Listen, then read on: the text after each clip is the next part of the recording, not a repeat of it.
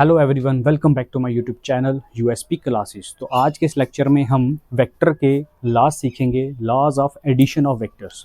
तो दो वेक्टर्स को ऐड करने का हमारे पास एक तरीका है जिसे हम बोलते हैं triangle law of vector addition. एक और है जिसे हम parallelogram law of vector addition कहते हैं, कि दो वेक्टर्स को कैसे ऐड किया जाता है। देखो, तो समझाने से पहले मैं यहाँ पे एग्जाम्पल लूँगा फोर्स के अकॉर्डिंग, क्योंकि फोर्स भी तो वेक्टर क्वांटिटी है ना। देखो, लेट सपोज में ये मेरे पास एक ऑब्जेक्ट है। ऑब्जेक्ट मतलब टेबल मान सकते हो, ठीक है ना, कोई बॉक्स मान सकते हो।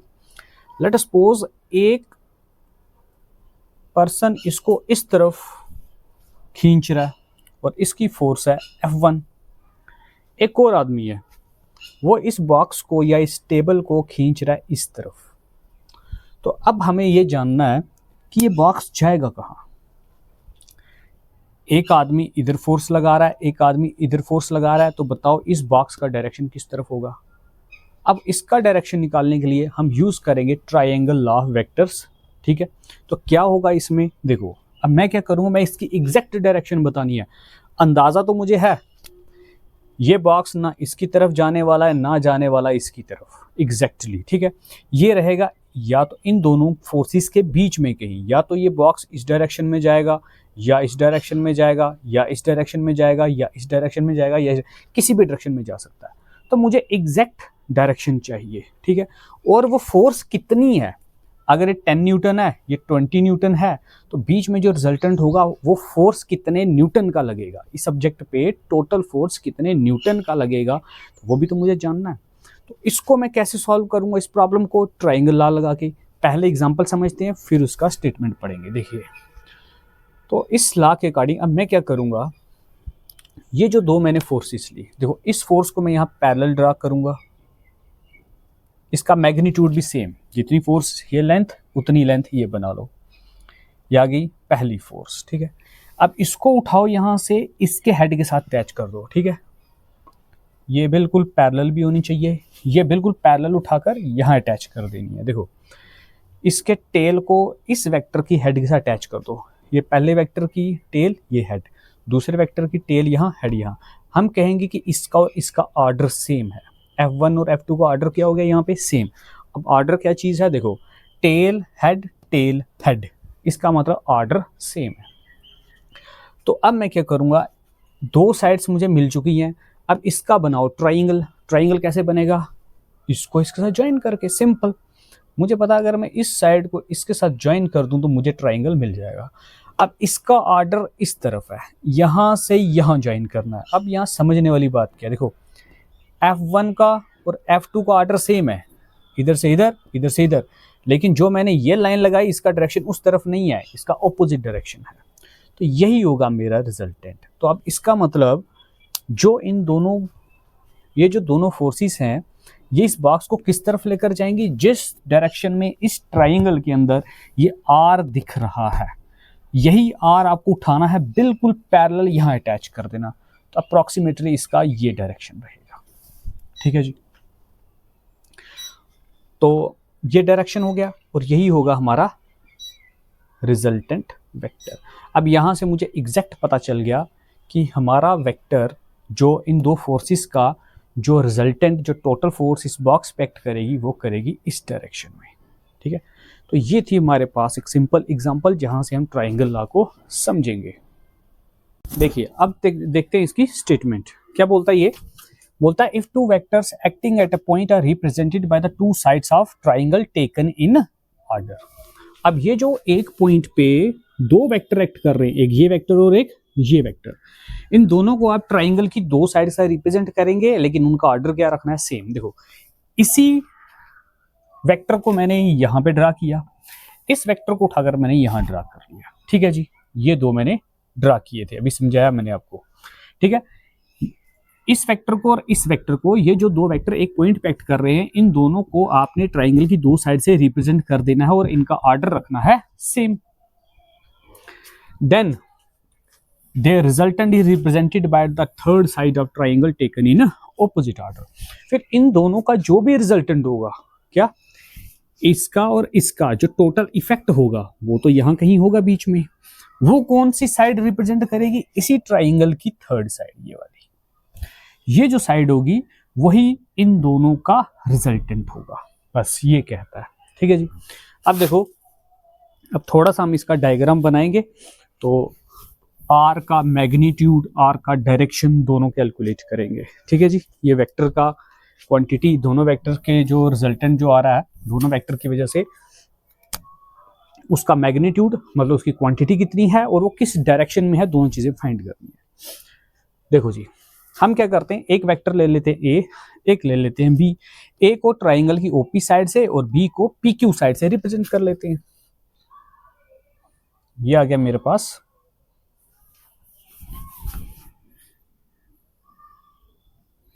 ए वेक्टर। ठीक है जी।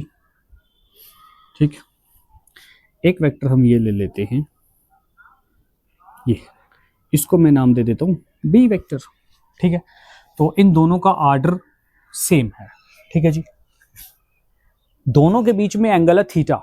अभी मैं यहाँ पे तो एंगल थीटा नहीं बनाऊंगा, अगर एक वेक्टर इधर है एक वेक्टर इधर है तो फिर ये एंगल थीटा होता है। अब मैंने इसी कंडीशन को इस वे में कन्वर्ट किया तो एंगल थीटा यहां कहीं आएगा, आगे बताते हैं। ठीक है, अब इनका जो रिजल्टेंट होगा आर, वो कौन होगा, ओ क्यू। अच्छा पहले नाम भी दे दो, इसको नाम दिया हमने ओ पी ए के बराबर, पी क्यू बी के बराबर आ गया, ट्राइंगल की दो साइड से रिप्रेजेंट कर दिया। अब जो ओ क्यू होगा वो होगा आर हमारा। ठीक है जी। ओ क्यू कौन है, यहां से इसको क्यू को ज्वाइन कर देंगे हम। ठीक है जी, ये होगा हमारा R vector resultant according to statement. और इसका ऑर्डर क्या होगा, ऑपोजिट। देखो, ए का ऑर्डर है ओ से पी की तरफ, बी का ऑर्डर है पी से क्यू की तरफ, और आर का ऑर्डर है ओ से क्यू, ना कि क्यू से ओ। क्यू से ओ नहीं है, ओ से क्यू की तरफ है, तो ऑर्डर इसका क्या हो गया, ऑपोजिट हो गया। अब देखो, अब हम निकालेंगे इस आर का मैग्नीट्यूड कितना है। अगर ये फोर्स है, ठीक है, तो ये कितने न्यूटन की है, मतलब ये भी फोर्स है ये भी फोर्स होते, कितने न्यूटन हमें ये फाइंड करना पड़ेगा। तो देखो, अगर आप इस साइड को फाइंड करना चाहते हो कि ये यहां से यहां तक इसका मैग्नीट्यूड कितना है, तो मुझे ये दिख रही है ट्राइंगल, तो ट्राइंगल के लिए मुझे क्या लगाना पड़ेगा, कुछ ऐसे कंसेप्ट्स लगाने हैं कि मैं दो साइड्स की हेल्प से तीसरी फाइंड कर सकूं। और दो साइड्स अगर आपको पता हो और तीसरी साइड फाइंड करनी हो, दो साइड पता क्यों है, क्योंकि ये गिवन वेक्टर्स हैं, तभी बोल रहा हूं ये साइड्स मुझे पता है। तो अगर मेरे पास गिवन वेक्टर्स होंगे तो गिवन वेक्टर्स की हेल्प से मैं थर्ड साइड निकाल सकता हूं। लेकिन ये रूल चलेगा राइट एंगल ट्राइंगल में, लेकिन मैंने तो यहाँ राइट एंगल ट्राइंगल नहीं बनाई, तो फिर मुझे क्या करना पड़ेगा, इसमें थोड़ा कंस्ट्रक्शन ऐड करना पड़ेगा, ताकि मुझे दो मतलब जो ट्राइंगल पूरा मिले वो राइट ट्राइंगल मिले, उसमें मुझे दो साइडें पता भी होनी चाहिए। तो मैं तीसरी फाइंड कर सकता हूँ पाइथागोरस थ्योरम लगा के। इसमें तो पाइथागोरस नहीं लगेगी क्योंकि ये ट्राइंगल तो राइट ट्राइंगल है ही नहीं, तो इसके लिए मुझे कंस्ट्रक्शन करनी पड़ेगी। अब मैं क्या करूंगा, देखो, मैग्नीट्यूड आर का निकालने के लिए एक क्यू एन परपेंडिकुलर ड्रा करूंगा ओपी को प्रोड्यूस करके। देखो, यहां से क्यू, यहां से नीचे ये एन, और ओपी को आगे प्रोड्यूस कर देंगे। ठीक है जी, एन। अब मैंने इस पूरी साइड को और इस साइड को लेकर आर को फाइंड कर लेना मैग्नीट्यूड।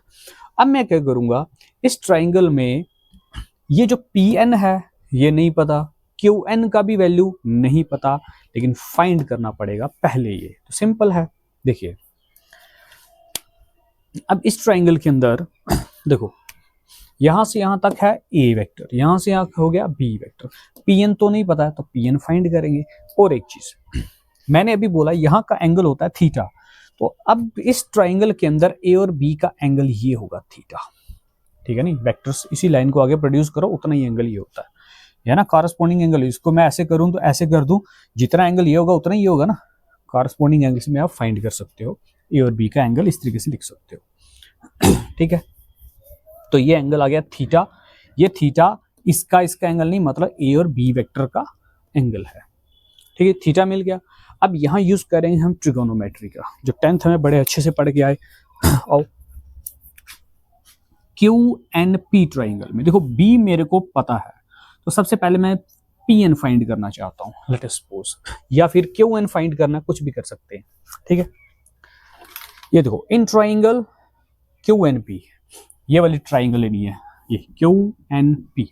इस ट्राइंगल में अगर हम देखें तो मैं निकाल सकता हूं कास का वैल्यू। क्यों, मुझे ढूंढना है पी एन, पता है मुझे पी क्यू, ये साइड मुझे ढूंढनी है, ये साइड मुझे पता है, तो ये बेस है, ये हमारे पास हाइपोटेन्यूज हो जाएगा इस ट्राइंगल का, सिर्फ इस ट्राइंगल को लेना है।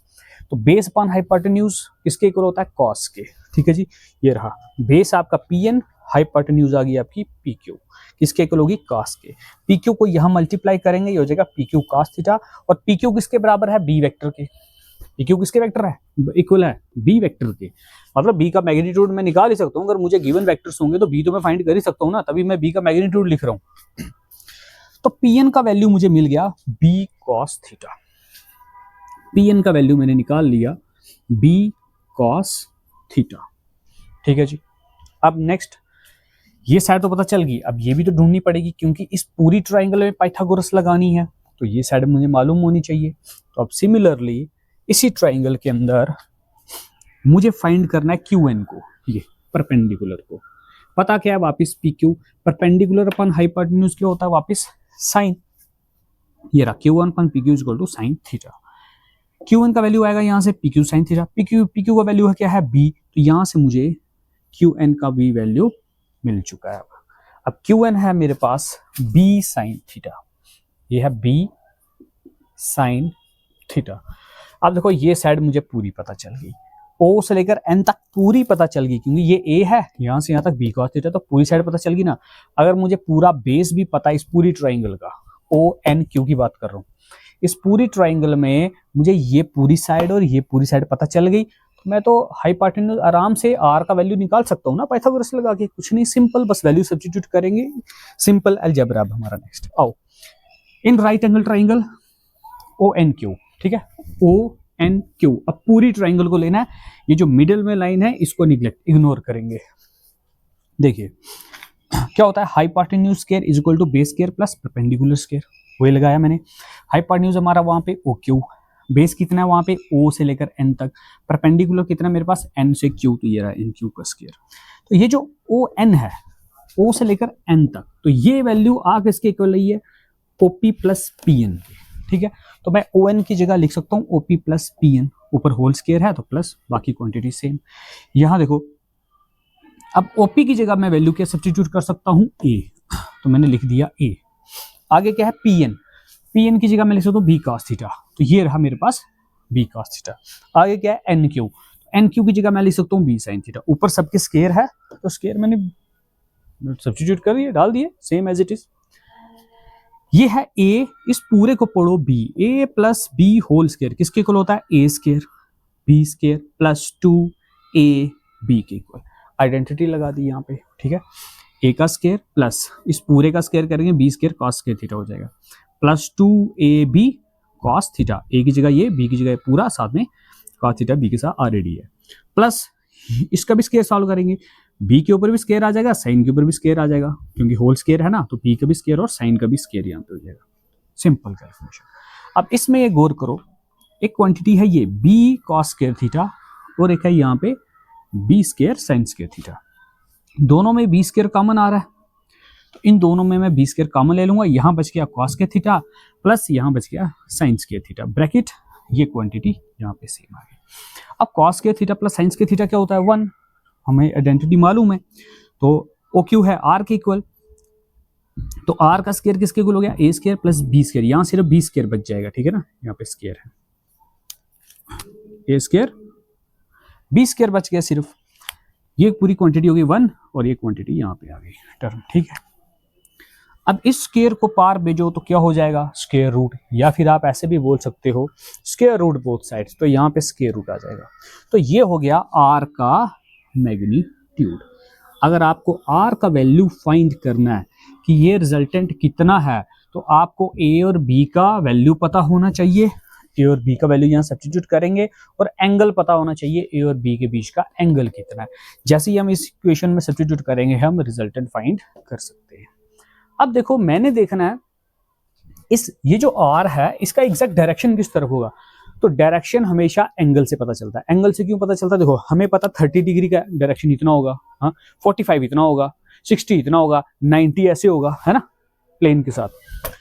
तो एंगल हमें क्या बताता है, डायरेक्शन, सिंपल सी चीज। तो मैं यहाँ पे अब ये वाला एंगल फाइंड करूंगा, ये एंगल, ये जो है एंगल, ये मुझे आर की डायरेक्शन बताए। अगर ये एंगल हुआ 30 तो 30 डिग्री पे आर होगा, 45 हुआ तो रिजल्टेंट वेक्टर 45 डिग्री पे है ए के साथ। अगर ये वाला एंगल 90 हुआ तो इसका एंगल 90 बन रहा होगा, कुछ भी तो होगा ना। तो इस एंगल को हम मान लेते हैं बीटा। अब ये है राइट एंगल ट्राइंगल और ये है हाइपोटेन्यूज। इसी को स्लोप भी तो बोलते हैं ना, डिफरेंशिएशन में पढ़ा है मैंने कि इसको स्लोप भी बोलते हैं। स्लोप भी इसी का नाम है, टेंजेंट भी इसी का नाम है, टैन थीटा भी इसी का नाम है। अब थीटा की जगह यहाँ एंगल बीटा लग जाएगा, सिंपल। तो मतलब ये टेंजेंट ही होता है भाई, तो टेंजेंट फाइंड करना है इसका। क्या करना है? टेंजेंट, टैन थीटा फाइंड करेंगे। आर का डायरेक्शन कैसे निकलेगा? टेंजेंट फाइंड करेंगे तो टैन एंगल क्या है हमारे पास? बीटा, टैन बीटा निकालेंगे। तो टैन किसके इक्वल होता है? बेस पान परपेंडिकुलर, तो बेस आ जाएगा मेरे पास, नहीं सॉरी, परपेंडिकुलर अपॉन बेस, ठीक है।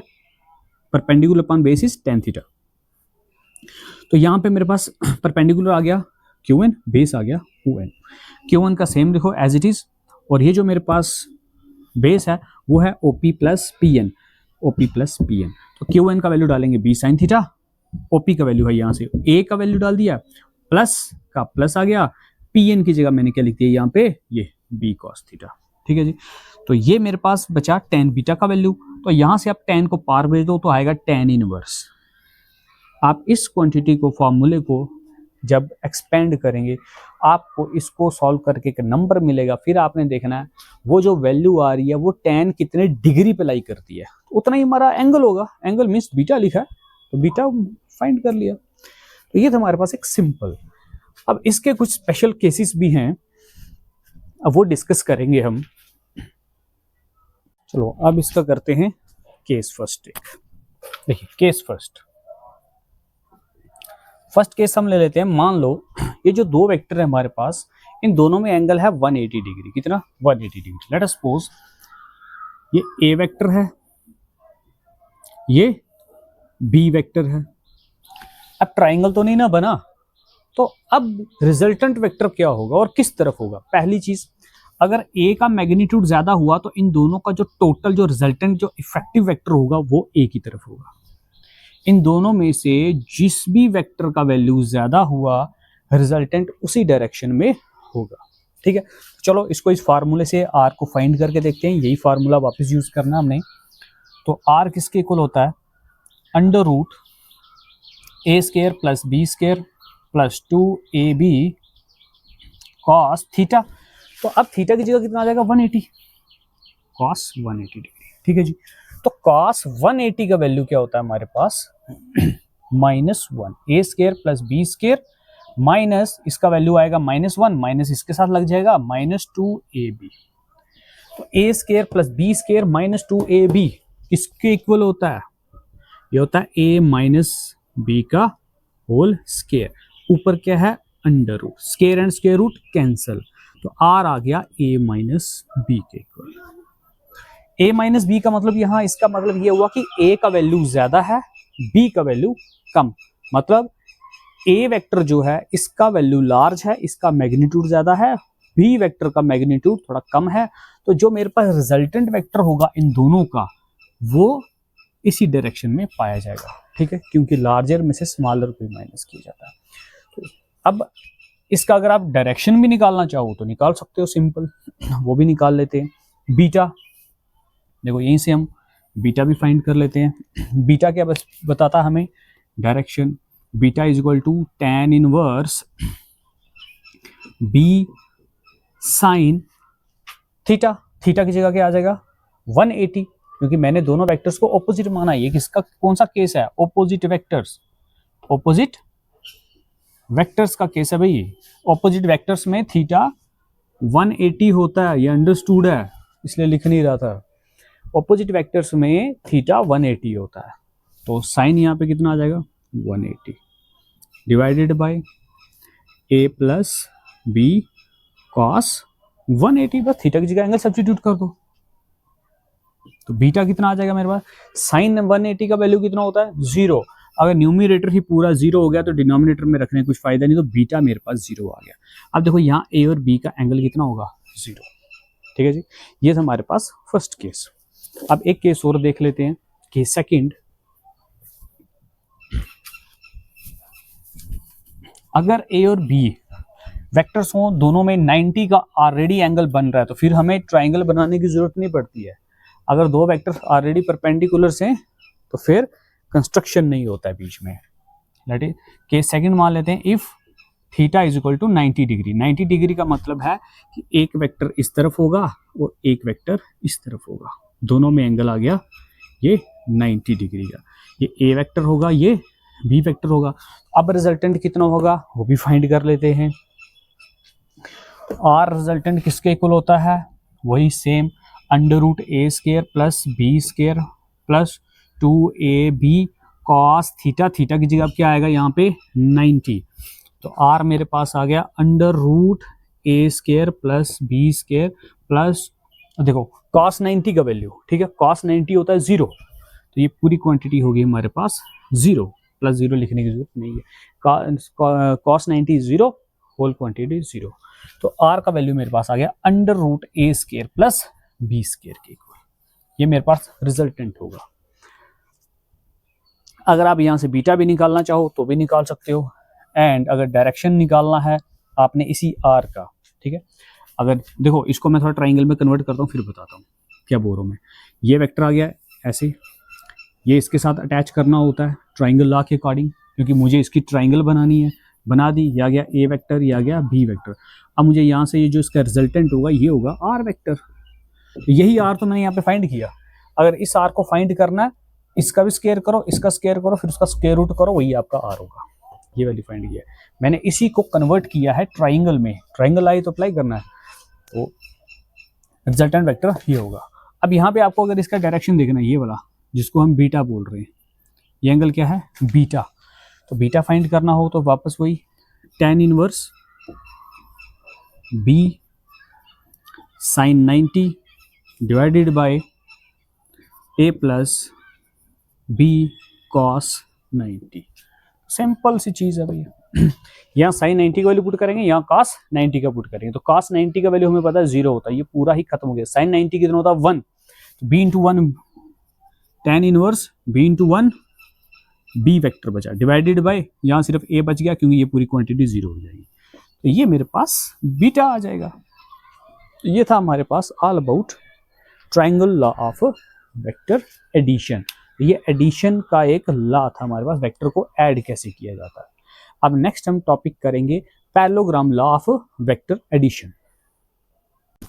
देखिए पहले हमने ट्राइंगल स्टडी किया, अब हम पैरेललोग्राम लॉ स्टडी करेंगे। बात वही सेम होगी। Let us suppose simple example से समझते हैं। ये एक मेरे पास बॉक्स है, इस पे एक आदमी फोर्स इधर लगा रहा है, दूसरा बच्चा या इस आदमी इस तरफ फोर्स लगा रहा है, सेकंड पर्सन। पहले तो मैंने इसका ट्राइंगल बना दिया था, ठीक है जी, मैंने इसका क्या बनाया था ट्राइंगल। तो ट्राइंगल बना के मैंने बताया कि अगर एक फोर्स इधर लग रही है, एक फोर्स इधर लग रही है, तो ये ऑब्जेक्ट बीच में कहीं जाएगा, उसका एग्जैक्ट डायरेक्शन आपने ट्राइंगल की थर्ड साइड के साथ फाइंड कर ली। वहां हमने बनाया था ट्राइंगल। अब हम ट्राइंगल नहीं बनाएंगे, अब हम इसी सिचुएशन को कन्वर्ट कर देंगे पैरेललोग्राम में, क्योंकि लॉ हमारा कौन सा पैरेललोग्राम लॉ वेक्टर एडिशन। देखो हम क्या करेंगे, इसके पैरेलल एक वेक्टर यहां से ड्रा करेंगे, इसके पैरेलल एक वेक्टर यहां ड्रा करेंगे, सिंपल। अब मैंने बना दी पैरेललोग्राम। अब ये बन गई मेरे पास पैरेललोग्राम। ये मेरा पहला वेक्टर, ये दूसरा वेक्टर, या फिर ये पहला ये दूसरा, जो मर्जी ले लो। मैंने इसी के पैरेलल यहाँ पे वेक्टर ड्रा कर दिया, इसके पैरेलल यहाँ ड्रा कर दिया, और मैंने बना दिया पैरेललोग्राम। अब इसका जो डायगोनल होगा, डायगोनल यहाँ से भी होगा, एक यहाँ से भी होगा, लेकिन डायगोनल कौन सा लेना है, जिस पॉइंट पे दोनों वेक्टर्स एक्ट कर रहे हैं।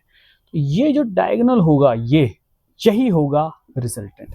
मतलब ये बॉक्स इस रास्ते पे ट्रैवल करेगा, इस पाथ पे ट्रैवल करेगा।